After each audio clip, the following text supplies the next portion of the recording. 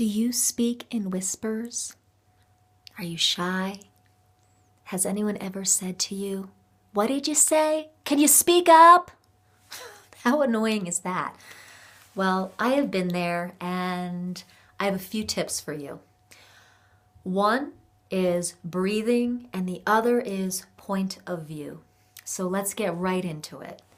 So, to speak with power, not just getting louder, because louder can actually strain your voice, and that's not really what we're looking for.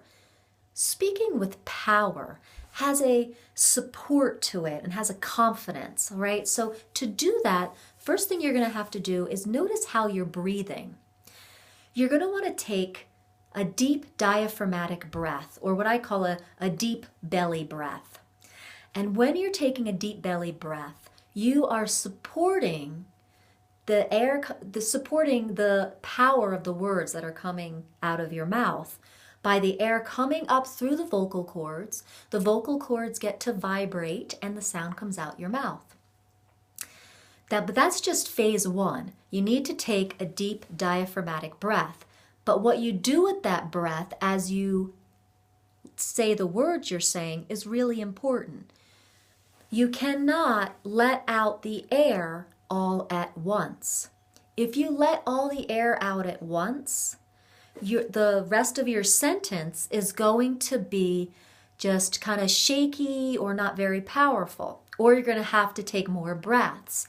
So the key to breathing diaphragmatically from this big breathing muscle right under the rib cage is take a nice deep belly breath and then let it out slowly. So an example would be if you're holding a balloon that's full. Now, if you opened it and just let it fly across the room, the air is coming out very quickly. Now, if you took the edge of the balloon and the opening and you pulled it so that the air would come out very slowly, it would make that squeaking sound.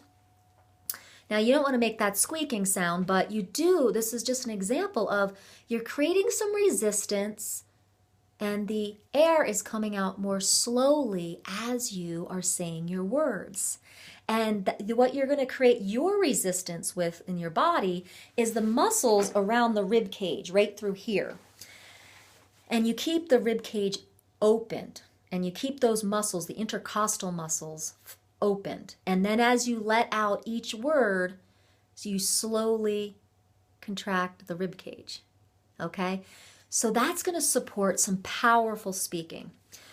Number two, and I think this is actually the bigger issue with most people, is your point of view. Now, if you grew up with the point of view that you should be seen, not heard, you're going to have a big problem voicing yourself and being heard. Or what else did you grow up with that is inhibiting you from feeling comfortable from using words and speaking up and,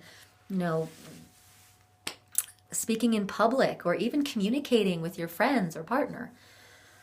So what you're going to do is when you start to feel uncomfortable with speaking, you're going to be like, oh, there that is. There's that discomfort or fear. There it is. You're going to catch it. And then you're going to ask, what is this? Where do I feel this in my body? When you can ask those two questions, you're going to get some more information. And maybe you're going to get that it's an old limiting belief pattern that happened a long time ago. It's an old strategy. What do you do with an old strategy? You substitute it for a present strategy that builds you up and opens you up and helps you believe in yourself. So being seen, not heard, does that help you believe in yourself? Not at all. So you're going to substitute that, saying, I believe in me. What I say is of value. Substitute that in.